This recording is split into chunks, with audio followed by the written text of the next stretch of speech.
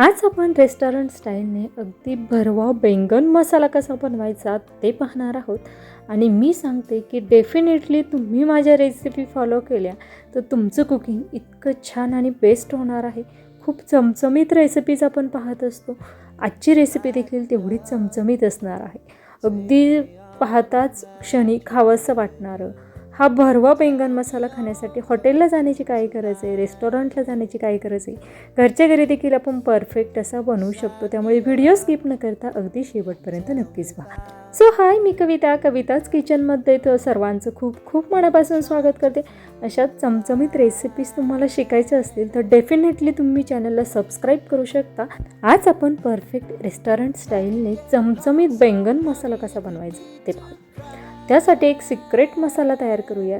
2 चमचे धणे घेतलेले आहे.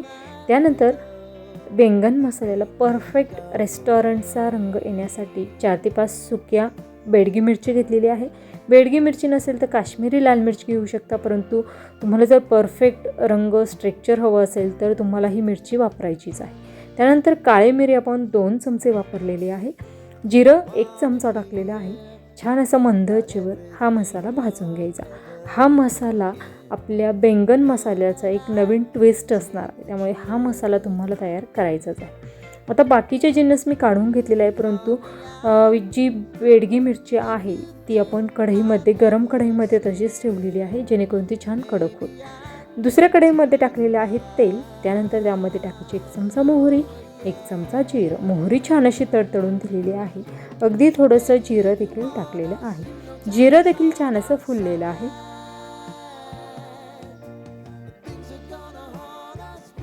त्यानंतर यामध्ये आपण ठेचून घेतलेला लसूण टाकणार आहोत. लसूण पाकायचा साधारणतः 9 ते 10 घेतलेल्या होत्या. छान ठेचून घेतलेले आहे.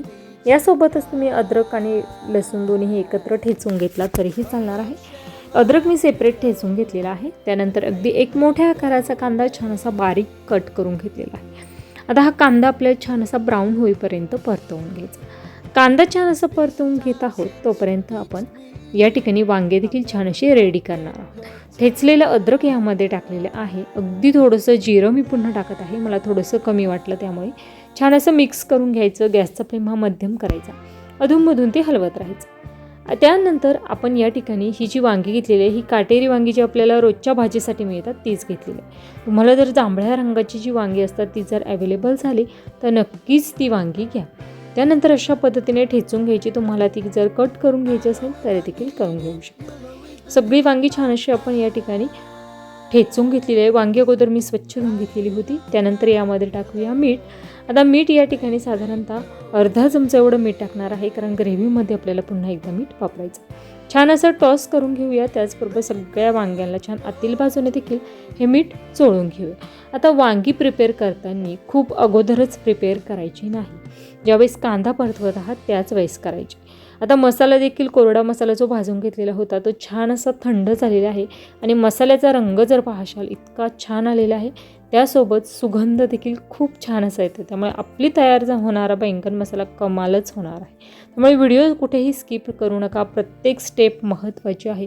एकही स्टेप्स जर मिस झाली तर तुमचं बैंगन मसाल्याला पाहिजे तशी परफेक्ट चव येणार नाही. कांदा छान असा आपला परतवून झालेला आहे. यामध्ये टाकूया हळद.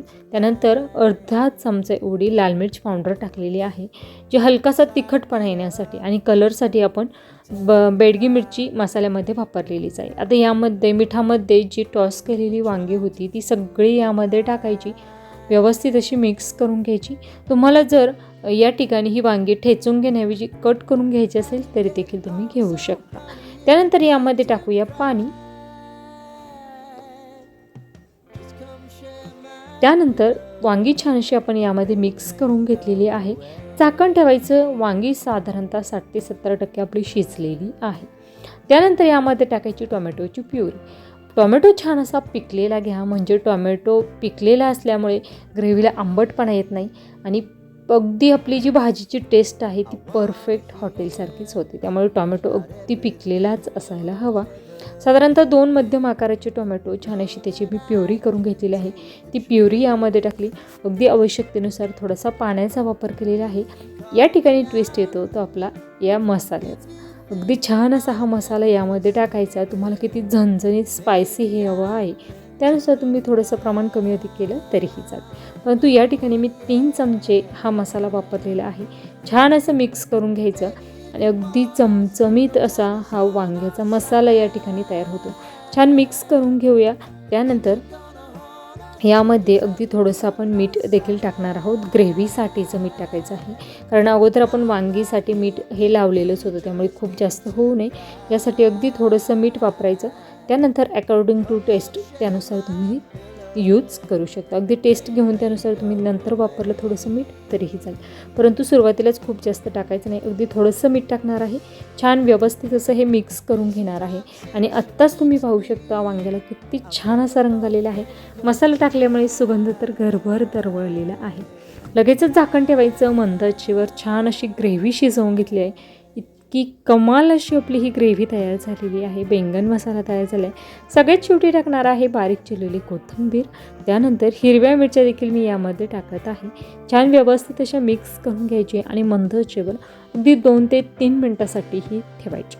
अगदी पाहता क्षणी तुमच्या तोंडाला देखील पाणी सुटलं का? तुम्हाला देखील हा बैंगन मसाला खावासा वाटला असेल तर कविताच किचनला सबस्क्राईब करून ठेवा, कारण इथे मिळतात अशा चमचमीत रेसिपीज आणि पूर्ण वर्षभर एकही दिवस सुट्टी न घेता दररोज दुपारी 12 वाजता. त्यामुळे तुम्हाला जर उत्तम सुगरण बनायचं असेल तर नक्कीच चॅनलला फॉलो करा. त्याचबरोबर तुम्हाला ही रेसिपी कशी वाटली ते कमेंट करून नक्कीच सांगा. छान बैंगन मसाला आपला तयार आहे. गरमागरम आपण तो सर्व करूया. रेसिपी करून पहा, कशी झाली ते कमेंट बॉक्समध्ये कळवा. रेसिपी आवडल्यास लाईक करा, जास्तीत जास्त शेअर करा. त्याचबरोबर कमेंट करा. कमेंट बाजूला सरकवून हाईप देखील नक्कीच करा. खूप छान असा बैंगन मसाला तयार झालेला आहे. आणि हो, फक्त हा बैंगन मसालाच काय तर कविताच किचनमध्ये खूप सगळे प्रोडक्ट आपले सेल करत आहोत. त्यामध्ये वेगवेगळे प्रकारचे मसाले ते मसाले जर तुम्हाला घ्यायचे असतील तर 70 20 16 21 00 या नंबरवर नक्कीच संपर्क करा. आणि आपलं कविताच किचनचं एक नवीन देखील चॅनल आपण सुरू केलेलं आहे, कविता किचन रेसिपी म्हणून. त्या चॅनलवर नक्कीच भेट द्या. त्या चॅनलची लिंक या डिस्क्रिप्शन बॉक्समध्ये, या रेसिपीच्या डिस्क्रिप्शन बॉक्समध्ये देणार आहे. तिथून तुम्ही त्या चॅनलला नक्कीच भेट देऊ शकता. नक्कीच त्या चॅनलला देखील सबस्क्राईब करा आणि सपोर्ट नक्कीच करा. तुमचा सपोर्ट हेच माझं सर्वात मोठं यश आहे.